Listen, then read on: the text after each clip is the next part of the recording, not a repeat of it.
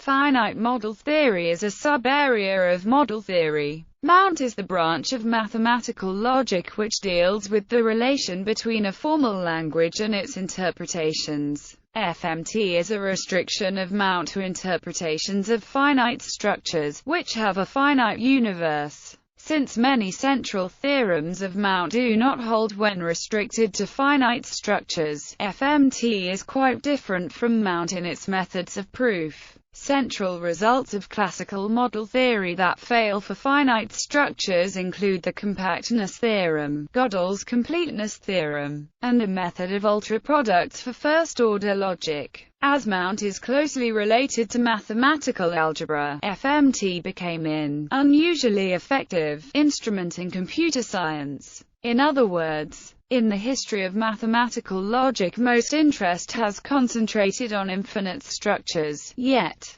the objects computers have and hold are always finite. To study computation we need a theory of finite structures. Thus the main application areas of FMT are descriptive complexity theory, database theory and formal language theory. FMT is mainly about discrimination of structures. The usual motivating question is whether a given class of structures can be described in a given language.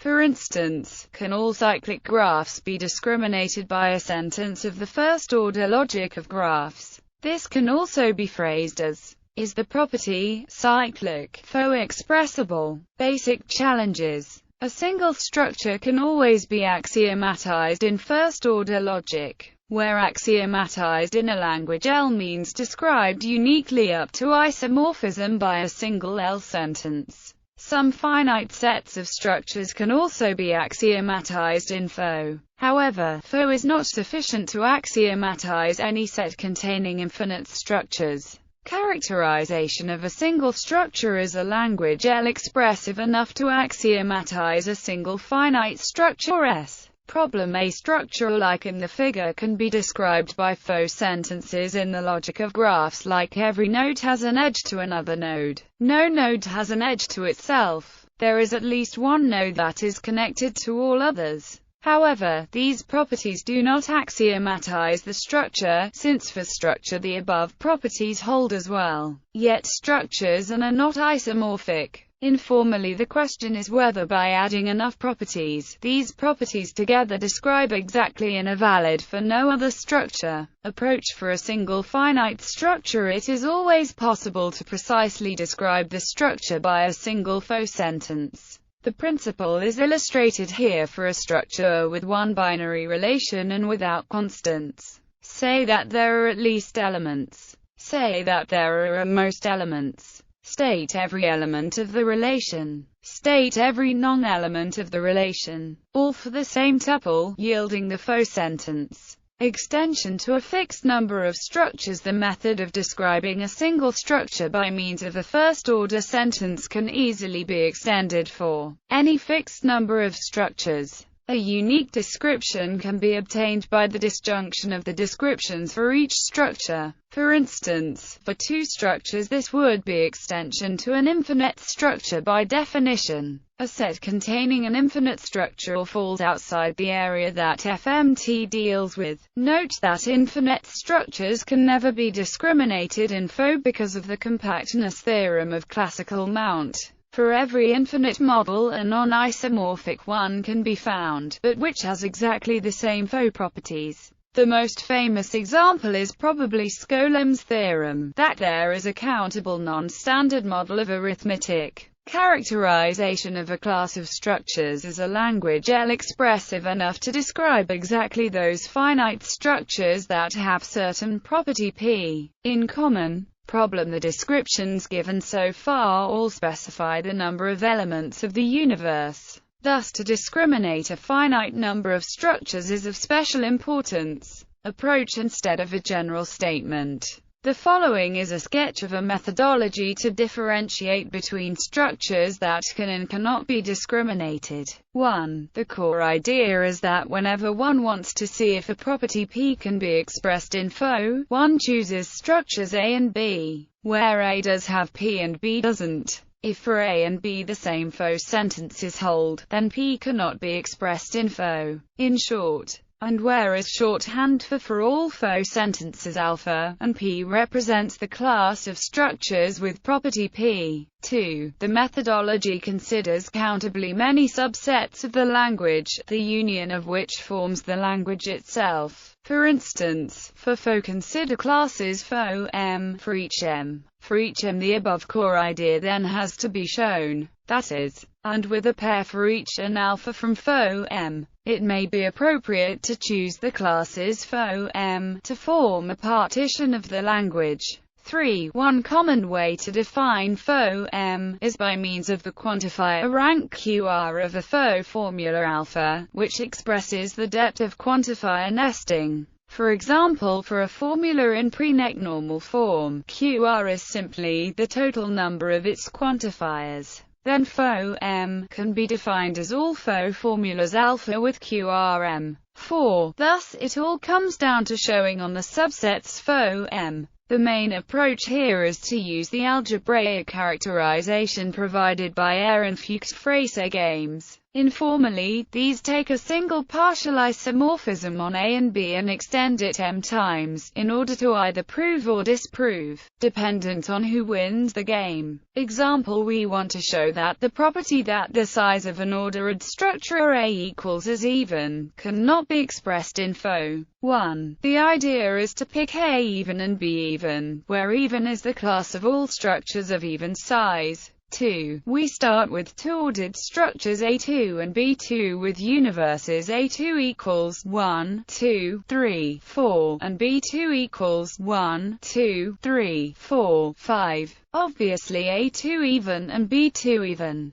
3. For M equals 2, we can now show that in a two-move Ehrenfeucht-Fraser game on A2 and B2 the duplicator always wins, and thus A2 and B2 cannot be discriminated in faux 2, i.e., A2 alpha B2 alpha for every alpha faux 2. 4. Next we have to scale the structures up by increasing M. For example, for M equals 3 we must find an A3 and B3 such that the duplicator always wins the three-move game. This can be achieved by A3 equals 1, 8, and B3 equals 1, 9. More generally, we can choose M equals 1, 2 meters, and BM equals 1, 2 meters plus 1. For any M, the duplicator always wins the M-move game for this pair of structures asterisk. 5. Thus even on finite ordered structures cannot be expressed in faux. Note that the proof of the result of the Ehrenfeucht-Fraser game has been omitted, since it is not the main focus here. Applications.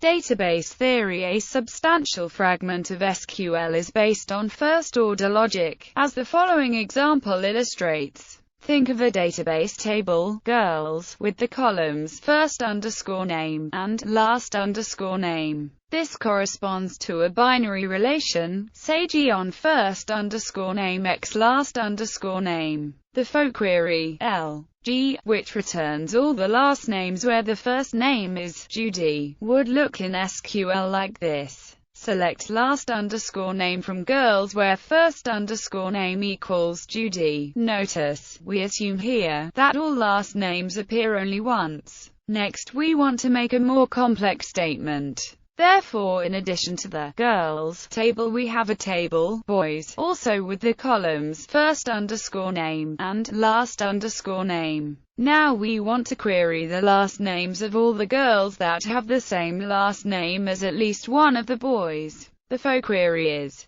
HB, and the corresponding SQL statement is select first_name, last_name from girls where last_name in. Notice that in order to express the, we introduce the new language element in with a subsequent select statement. This makes the language more expressive for the price of higher difficulty to learn and implement. This is a common trade-off in formal language design. The way shown above is by far not the only one to extend the language. An alternative way is e.g. to introduce a join operator, that is, select distinct G first_name G last_name from girls G. Boys B, where G last underscore name equals B last underscore name. First order logic is too restrictive for some database applications. For instance, because of its inability to express transitive closure. This has led to more powerful constructs being added to database query languages, such as recursive within SQL, 1999. More expressive logics, like fixed-point logics, have therefore been studied in finite model theory because of their relevance to database theory and applications. Querying and search narrative data contains no defined relations. Thus, the logical structure of text search queries can be expressed in propositional logic, like in, or note that the challenges in full-text search are different from database querying, like ranking of results. History. Trachtenbrot 1950. Failure of completeness theorem info. Schultz 1952. Characterization of spectra info. Fagan 1974. The set of all properties expressible in existential second-order logic is precisely the complexity class NP. Chandra, Hale 1979-80. Fixed-point FO extension for DB query languages capable of expressing transitive closure to queries as central objects of FMT. Immermann, Vardy 1982. Fixed-point logic over ordered structures captures PTIME to descriptive complexity. Ebbinghaus, Flum 1995. First comprehensive book, Finite Model Theory. Abiteboul, Hull, Vianu 1995. Book, Foundations of Databases. Immermann 1999. Book, Descriptive Complexity. Cooper, Licken, Peradans 2000. Book, Constraint Databases. Darmstadt 2005, Aachen 2006. First International Workshops on Algorithmic Model Theory. Citations. Carrot Fagan, Ronald. Finite Model Theory, A Personal Perspective. Theoretical Computer Science 116. 3-31. DOI 10.1016-0304-397590218I. Immermann, Neil. Descriptive Complexity. New York. Springer Verlag. p. 6. ISBN 0-387-98600-6.